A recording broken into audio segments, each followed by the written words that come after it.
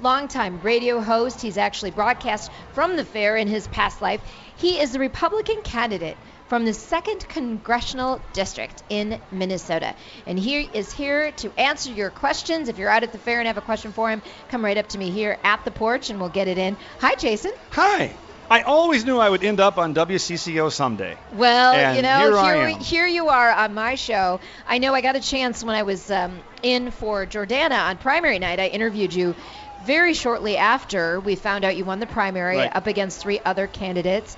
How does it feel since that kind of officialdom? Well, it feels good. I mean, it was a long slog. It's a lot of hard work, a lot of 24/7 days, and we had, goodness, at one point, probably 6, 7, 8 contestants when you go back a year. But finally winning the primary and winning it in a resounding fashion is gratifying. And now we have a common enemy amongst the Republican Party, and we're going to move forward to the fall and try to explain to people why we think our candidacy and our positions are best to move the economy forward and to make certain our borders are secure. That's what people really want to talk about. All right, so you've run before and it didn't go your way. This time around, John Klein decided, after being in Congress for about 14 years, he's not going to run again. Does that make it just an easier all-around election that it's an open seat? Well, I mean, it does and it doesn't. Obviously, if you're challenging an incumbent, that's the toughest scenario. But this is a very competitive seat. It's going to be very, very tough, and we've got to. I respect my opponent in this race. My opponent is very accomplished, and it's going to be just a knockdown, drag-out battle. But we think that we can do this. That race you referred to some, goodness now, 26, 27 years ago, is what I like to call my youthful indiscretion, Roshini. Well, I think it takes a lot to run. I applaud people who, if they really have a good faith effort and really want to run and really want to represent the people of Minnesota, go for it. Well, you got to do it. And you've got to be all in. It's a lot of hard work. It's no rest for the wicked, I like to say, and that's really the case. You've got to be committed, and you've got to have a little fire in the belly to think what you're doing, whether people agree with you on everything or not, but you have to believe in your heart what you're doing is right, what you think is going to be best for the 2nd District, best for Minnesota, best for the country. Because if you don't, you're just not going to last. So is the Jason Lewis that we heard on the air all those years the same Jason Lewis who's running for Congress? Well, my ID says it's the same, but trust me, I understand the difference between being a talk show host and a congressional candidate. You don't have the luxury of being a talk show host when you're out on the campaign trail. You got to mind your P's and Q's a bit. Yeah, you do. And when I was on the radio, I was paid to be provocative to make a point, and I did my job well. But this is a different era. This is a different degree, if you will. So now we've got to explain to people, look, these are my positions, these are my policies, this is why I think I should be your next representative. All right, let's get into that. So, sure. Why should you not only represent the 2nd District, because that's who will elect you, but ultimately when you are a congressman or congresswoman from Minnesota, you are representing all Minnesotans? That's right, and I think a rising tide of economic growth benefits all Minnesotans.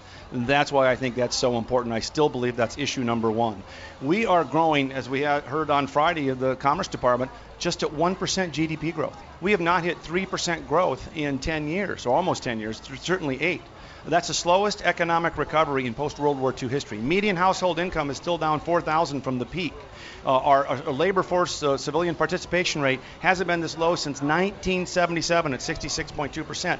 So I believe, and the people I talk to in the 2nd District, is they still feel that though they may have a job, it's not a good enough paying job, and they're one paycheck away from a disaster. And then you look at health care. We have a problem on our hands with MNsure and the Affordable Care Act and pricing young people out of the health care market. We have got to reform that. It's very difficult for somebody to go into the individual health care market for the first time and find an affordable policy. It's very difficult for small businessmen and women to be able to afford to buy health insurance for their employees. And that is, frankly, Roshini, why a number of people are still stuck in part-time with that 30-hour limit. And then you've got to buy that Cadillac plan that the administration said you had to buy. You've got a lot of businesses saying, well, I'll keep you at 29 hours. And then those folks are thrown into the exchange and buying plans they can't afford because all of our insurers in Minnesota are dropping out of the exchanges. Blue Cross Blue Shield, Humana. Yeah, there have been some tough headlines. Yeah. All right, so you're running against Angie Craig, by the way, on the Democratic side, and she has been invited to be on the show next week, so we'll wait and see if we'll hear from her next week on my show. Hey, if I get a chance to interview and talk with a communications expert, I'm going to be there. I need the tips. Thank you, Roshini. Jason. I think everyone who we invite should come on, but thank you for that endorsement. Let's say you win that election. You get sworn in next year. What is your Jason Lewis's first act on the job?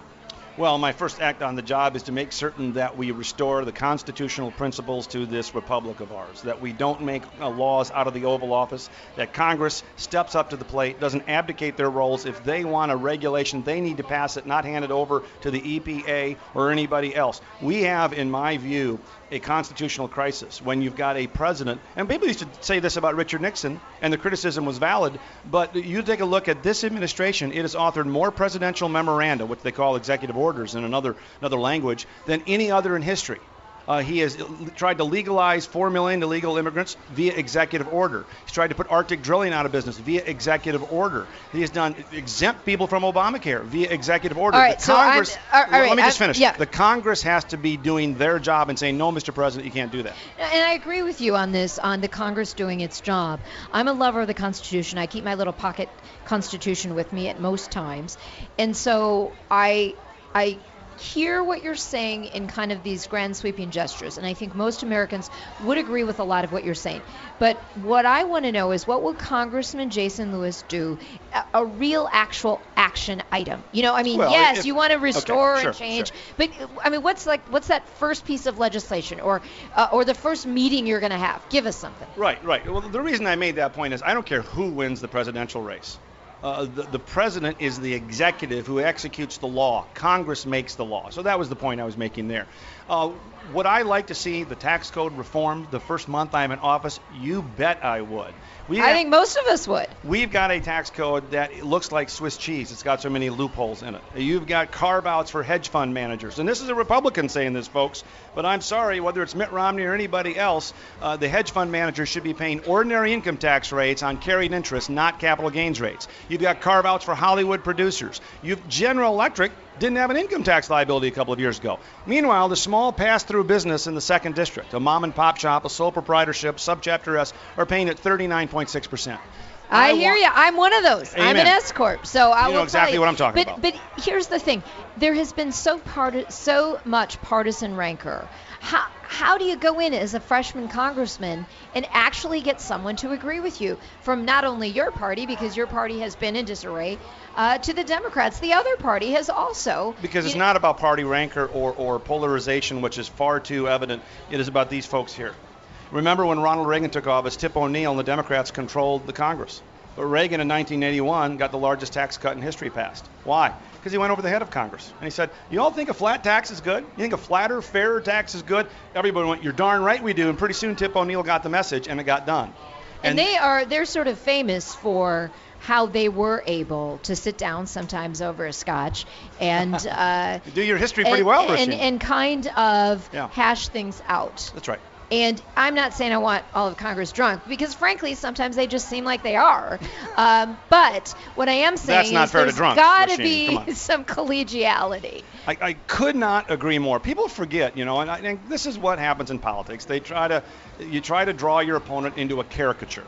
You know who I used to have fill in for me when I was on the radio all those years? A guy named Senator Paul Wellstone. We remember him. And we certainly do.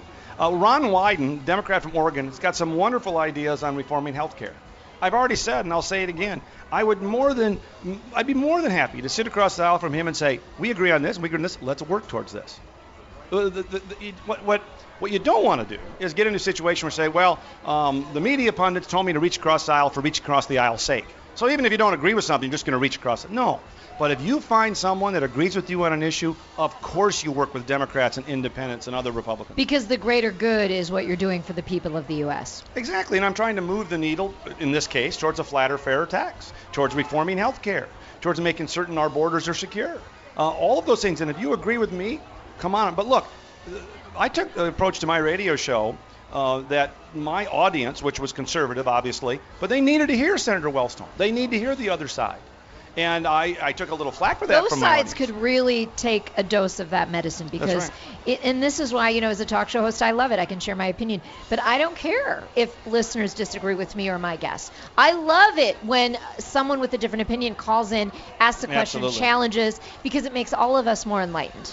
Well, and you're really onto something where, with this red versus blue tribalism, people are so tired of putting party ahead of principle.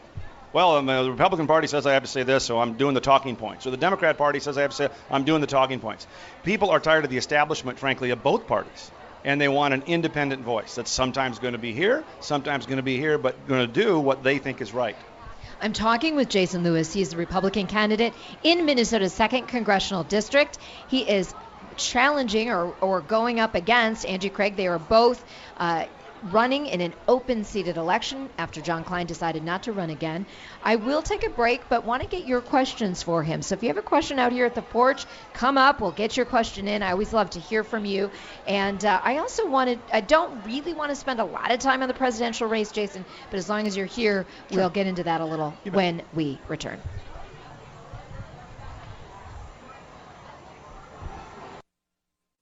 Welcome to Play It, a new podcast network featuring radio and TV personalities talking business, sports, tech, entertainment, and more. Play it at play.it. Roshini Rajkumar with you. It has been a fun first day at the fair for me here on the WCCO State Fair porch. Come back and see me next Sunday from 12 to 3. I will be here live. We are talking with Jason Lewis. He is Republican candidate for Congress out of Minnesota's 2nd District. I'm taking questions for him right now at the fair, and we've got a questioner. All right. Hi. With history clearly showing that conservative economic policies generate much more growth than the alternative, after concluding 8 years of a failed presidency, what will it take to get the point across to the electorate on what works and what doesn't? The data is clear. It's crystal clear. Now, don't sugarcoat it. Give it to us straight. And this fellow is not a plant. The first time I met him, I want everybody to know that. Look, your point, your historical point is on point. In fact, if you take a look at what Reagan inherited, a prime rate of 21.5%, inflation at 13%, a low labor force participation rate, what did he do? He went into office in 1981 and he cut taxes, cut regulation, tried to put a lid on spending. At one point during the Reagan recovery, 5 straight quarters, we grew over 7% GDP. We have not hit 3% in the last 8 years. This has been the slowest economic recovery, so-called, in history. Because the President Obama, with all due respect, did the opposite. He inherited a mess. That's no question about that. But what did he do? He raised taxes. He regulated energy and health care. He told the Fed to keep pumping and reflating the bubble. And what have we got? We've got a mess in our hands, and we're still not out of it. A lot of people are afraid there's another bubble coming. We had a bubble in tech stocks in the 90s, then real estate. Now what is the market? So, Jason, some of it is also the inability for Congress to get some of this done. I'm a believer of term limits. Is that something you could support? Oh, sure. I mean, it's good enough for the president. It ought to be good enough for members of Congress. But I want just one more quick point about his. The fundamental fallacy on the left is that government can direct the economy. Government can spend its way out of a recession. We have a tax and spending crisis, and they think they can tax and spend their way out of it. If that were the case, the old Soviet Union would have been an economic juggernaut. We have to return back to the markets and market discipline and stop the crony capitalism. We have to let big business fail if they're bad and let small business thrive if they're good. If we have any more questions for Jason, any questions? All right, from our studio audience. I think this gentleman may have. Do you have a question? All right, come on up. What's your name, sir? Greg. Hi, Greg. You had mentioned earlier in your previous comments about the tax loopholes within the state of Minnesota, and then, one of the prime examples you brought out was GE. As a former economic developer from the state of South Carolina, where GE was one of our bigger businesses along with Boeing, what are some of the restructuring initiatives that you're going to look at to, fix and make sure everyone gets their equitable share out of the No, it's a great question. Thanks, Greg. We are backed into some of these economic development plans where we say, oh, please come here and put up a plant and we'll exempt you from property taxes. We'll do TIF financing. We'll do anything you want. And the reason we have to do that is because we have the highest corporate tax rate in the industrialized world. We have the highest pass-through rate, individual rate in recent memory. So if we had a lower rate It doesn't matter what deduction or loophole you're talking about, it would be worth much less. We could entice everybody on an even playing field at, say, a 15% flat rate with fewer deductions. But I don't care if you've got a top rate of actually take out the deductions of PEP and Ps at the top rate of 39.6, you're actually at 43.44. Throw in state taxes at 10%, you're 54%. All of a sudden, deductions and carve-outs become very important at a 54% tax rate. If we flatten the code and got rid of those deductions and now everybody's at 13, 14%, then it's a much better way to grow the economy because people make decisions on what's best for the economy, not what's best for their tax bill. Real quickly, Jason, let's touch on the presidential race. This has been a cycle of two candidates from both sides who are not very popular. Right. Obviously, there are supporters of both, so I want to respect that. Sure. But it is absolutely crazy, some of the activities that have been going on. Let's start with your party, Donald Trump, on that side. Is it tough for you as a Republican to have the kind of headlines that are coming out of his campaign while you're trying to run for office? Well, any distraction is tough, but I said last October when I got in the race that I would support the top of the ticket, and I've not changed my mind. I'm going to support the top of the ticket because I think Hillary Clinton's policies, to these gentlemen's points, would send us into another spiral. They wouldn't be good for a whole host of things, in my view. I just don't think we're at the point where this form of sort of cronyism can be tolerated much longer. Does that mean that I was a big enthusiastic booster of Donald Trump? No. But it just means that it's preferable to the alternative. But look, I think people in the 2nd District, there's only one candidate I've endorsed officially in this race, Jason Lewis. All right. And that's the only one And my I'm most with. important question of the day, your favorite food fair. Food, well. Fair food. Fair food. Fair It's a tongue twister. That's a loaded question, no doubt. But I'm going to go with the cookies. Right next to us. Right here. Right here. He is Jason Lewis. He is the Republican candidate in Minnesota's 2nd District. We have invited his opponent, Angie Craig, to join us next week. Waiting to hear back from her, so you may hear from her, see her on the porch next Sunday. Meantime, thanks for spending part of your Sunday with News and Views with Roshini Rajkumar. I will be back next Sunday from 12 to 3. We have Terry Boniff running in the 3rd. She'll be my guest in the 2 o'clock hour that day. We have invited her opponent, Congressman Eric Paulson, to join us. He has not yet responded, so hopefully we will have both of them next Sunday. Meantime, enjoy my colleague, Sports Sunday with Steve Thompson, following this show, and make it a great week. Roshini Rajkumar signing out.